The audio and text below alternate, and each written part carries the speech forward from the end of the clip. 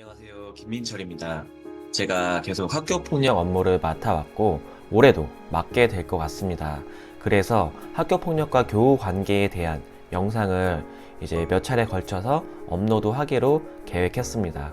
이번 영상에서는 공격성, 과연 아이들에게 독일까 득일까 라는 주제로 학교폭력 예방을 위해 필수적으로 갖추어야 할 것에 대해서 이야기를 해보려고 합니다. 스위스의 유명한 정신의학자죠. 칼 융은 모든 인간에게는 가장 어둡고 사악한 내면이 존재한다고 말했습니다. 칼 융은 이런 내면을 그림자라고 불렀죠. 우리 모두는 유명한 고전 지킬 앤 하이드처럼 빛과 어둠, 선과 악을 동시에 가지고 있습니다.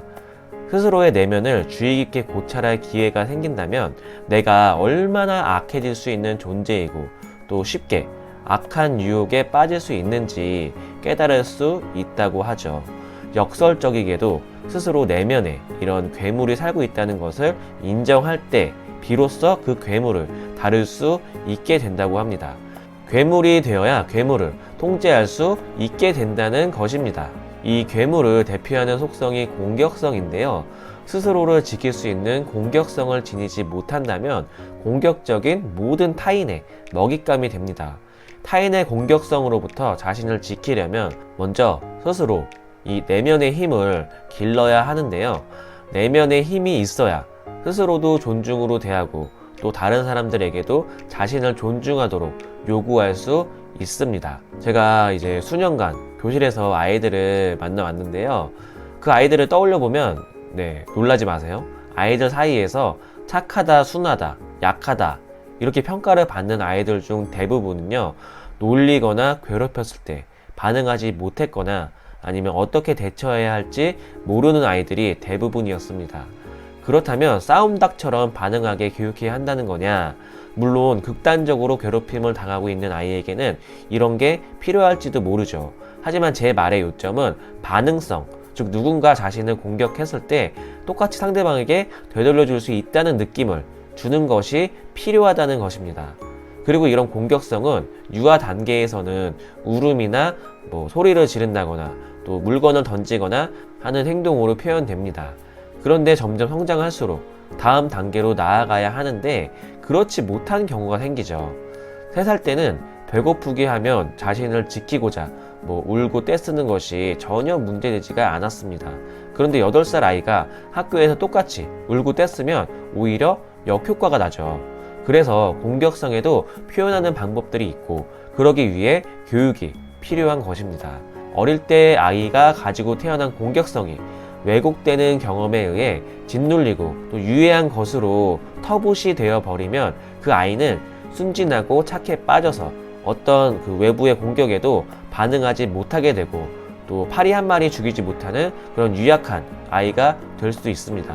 그런 아이를 친구들이 어떻게 대우하길 바라시나요? 그 어떤 공격이나 괴롭힘에도 반응하지 못하고 싸울 수 없는 나약한 존재이기보다는 상황에 따라 공격성을 갖출 수 있는 아이가 되도록 교육하면 좋겠습니다. 자신의 공격성을 통제하고 또 능수능란하게 다룰 수 있는 아이는요, 칼집이 생긴 칼과 같습니다. 아이에게 칼만 쥐어주지 말고 칼집도 만들어주는 것이 바로 교육입니다. 누군가 나를 위협했을 때 또는 내 가족이나 내 가까운 사람을 공격하고 위협했을 때 드러낼 수 있는 이빨이 있어야 합니다. 그리고 능수능란하게 이빨을 보였다가 감췄다가 칼집에서 칼을 뽑았다가 집어넣었다가 하는 것이야말로 학교폭력을 예방할 수 있는 최고의 지름길입니다. 물론 아이가 한순간 공격성을 다룰 수 있게 되지는 않습니다. 시행착오의 과정을 거쳐야 하겠죠. 가장 좋은 방법은 가정에서 부모가 대화하는 법, 특히 논쟁을 하거나 공격성을 적절하게 드러내서 원활하게 소통하는 방법을 보는 건데요. 너무 이상적이라 쉽지 않아 보이죠. 하지만 거창하고 이상적인 방법이 아니더라도 부모라면 누구나 잘하고 계실 겁니다. 아이 훈육할 때를 떠올려 보세요. 딱 한마디면 됩니다. 아들, 그만해. 계속 그러면 아빠 화날 것 같아. 아니면 엄마가 혼내게 될 것 같아. 본능적으로 이렇게 아이의 어떤 개구진 행동이나 선을 넘는 행동을 훈육하고 계실 겁니다. 아이들도 마찬가지인데요. 먼저 스스로 얼마나 화를 낼 수 있는 존재이고 또 자기가 공격성을 가진 존재이며 이빨을 드러낼 수 있다는 것을 깨닫게 되면 가장 강한 자신의 모습도 이끌어낼 수 있습니다. 특히 남자 아이들은요, 운동 꼭 지키시는 것을 추천합니다. 태권도 같은 투기 종목이든지 아니면 축구, 농구 이런 팀 위주의 구기 종목이든 아니면 다 같이 어울리는 협동 운동이든 개인 운동이든 어쨌든 운동을 하면요, 스스로 한계에 대해 인식을 하게 되고 또 이런 한계들을 극복하려고 끊임없이 노력을 하게 되죠. 스포츠맨십이란 말도 있잖아요. 스포츠를 통해서 저절로 상대를 존중하는 법, 자신의 공격성을 조절하는 법들도 배울 수가 있게 되는 거죠. 격투기 선수들 아니면 복싱이나 태권도 국가대표 선수들을 예로 들어볼게요. 이분들은 끊임없는 운동과 시합을 통해서 스스로 얼마나 공격적이고 무서울 수 있는지 알고 있는 사람들입니다. 그래서 평소에 목숨이 걸린 상황이 아니면 절대로 누군가를 때리거나 폭력을 행사하지 않죠. 단지 이런 태도일 겁니다. 건들지 마. 나 공격하면 너가 크게 다칠 수 있어.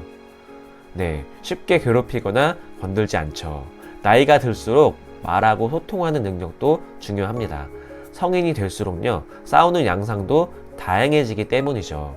스스로 괴물과 같은 자신의 공격성을 통제할 수 있는 아이, 또 나와 주변 사람들을 보호할 수 있는 아이로 교육하는 것이 학교 폭력 예방의 핵심이자 지름길입니다.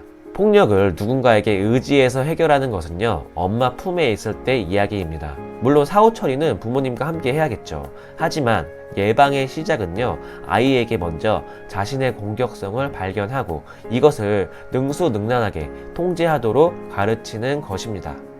이번 영상은 여기까지고요. 이어지는 영상에서 학교폭력에 대한 이야기를 더 다뤄보도록 하겠습니다. 네, 모든 아이 키우는 부모님들 오늘 하루도 고생 많으셨습니다. 힘내시라는 말씀 드리며 이상 마치겠습니다. 화이팅!